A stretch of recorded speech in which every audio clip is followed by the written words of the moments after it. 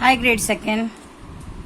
Today I'm starting with revision of Real English textbook. Right?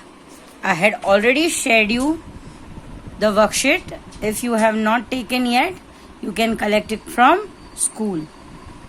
Okay? We have already given you the course for unit test 1 and 2. It will be taken combined. So start preparing and focus on the revision. Poem number 1, The Little Plant. In the heart of seed, buried deep so buried, buried deep so deep, a tiny little plant lay fast asleep. Wake said the sunshine and crept to the light. Wake said the voice of the raindrops bright.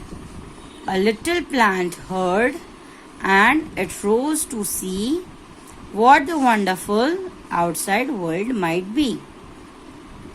ये poem में एक छोटा सा seed छोटे से little plant छोटे से plant में कैसे कन्वर्ट होता है, ये पोएम उसके बारे में है. मैं आगे जो एक्सप्लेन किया था वो वाला एक्सप्लेनेशन वीडियो वापस से भेज रही हूँ. So just check and go through that and वहाँ पे वो पोएम पूरा डिटेल में एक्सप्लेन किया गया है. सो उसके बाद आपको ये पोएम वापस से रिवाइज हो जाएगी.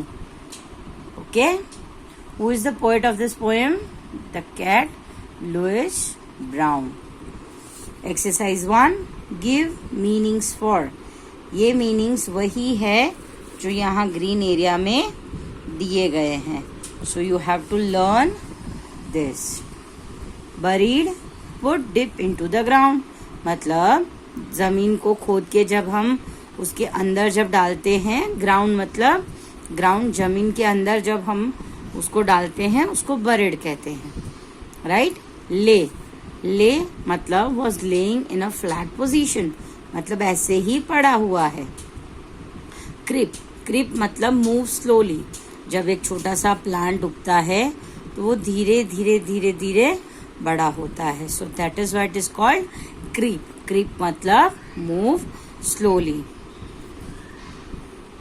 ब्राइट मतलब शाइनिंग. ब्राइट मतलब शाइनिंग, चमकता हुआ. Rose means is a past tense for rise. Rise का पास्ट टेंस है and the meaning of rose is move from a lower position to a higher position. नीचे की पोजीशन से ऊपर की पोजीशन तक जाना. This is past tense for rise. Yes. Exercise 2, what is the title of the poem? Title of the poem क्या है? So here the answer is the little plant. So the answer will be, हमेशा ये ध्यान रखना चाहिए कि answers हमें इसी में से मिलते हैं.